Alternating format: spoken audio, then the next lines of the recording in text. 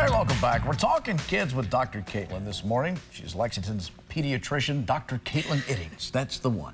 There she is. All right, so today she is joining us as she does each and every week. Today's topic is infant botulism, an intestinal disease that can be harmful to small children. So good to see you this morning. Good morning. This is a big one. When you hear the word botulism, it makes people go, I'm sorry, what? Lord. Yeah. Okay, so is this a common thing, or? It's not super common anymore, just because we basically know how to prevent it. And so, but there were a couple of cases in Madison County a couple weeks ago. Okay, yeah. And so it is something that still happens, and it is something that is very serious when it happens. Is it foodborne? It is foodborne, yeah. So in infants, the most common way to obtain it is through honey. And the reason for that being, you know, that's why we always say no honey under age 12 months, right? So under a year, you're not supposed to give honey at all.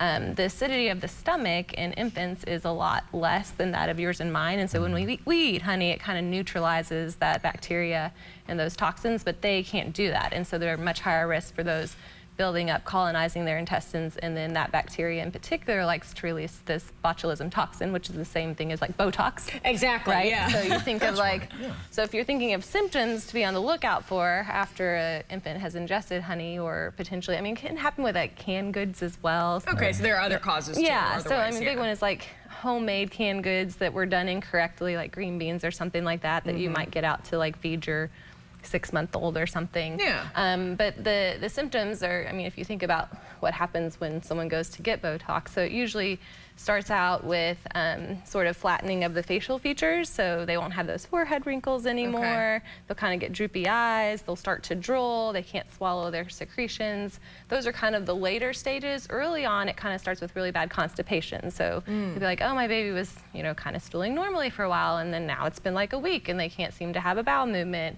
They can have some vomiting, lethargy, and then, like I said, it progresses kind of from head to toe with this sort of paralysis where the toxin releases and starts to cause pretty severe, you know, drooling and respiratory depression and stuff like that. So God forbid this happens to your child, what's their step? Like if you notice these symptoms, what do you do? Yeah, so get them immediately to the doctor, who's probably going to send them immediately to the emergency room. Because time is money when it comes to this. There is a antitoxin that they can give. They call it Baby Big. And so usually they would test the stools, but they wouldn't wait for the results because that can take a couple of days. They would just go ahead and automatically, if they suspect it clinically, give that antitoxin, because that's going to neutralize the toxin that's in the blood and prevent further damage. Now, it's not going to prevent the damage that's kind of already been done, but just like Botox wears off over time, this can wear off over time, and usually people will recover if you can get them treated quickly. Okay, so yeah, time is money, as you said there. Get them help as soon as you can. And when this happened in Madison County, they were sort of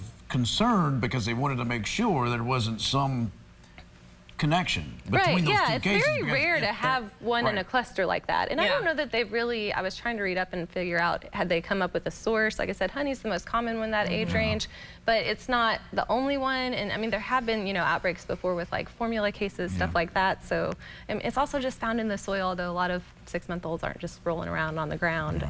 So that's another way to get it, is just playing in the dirt.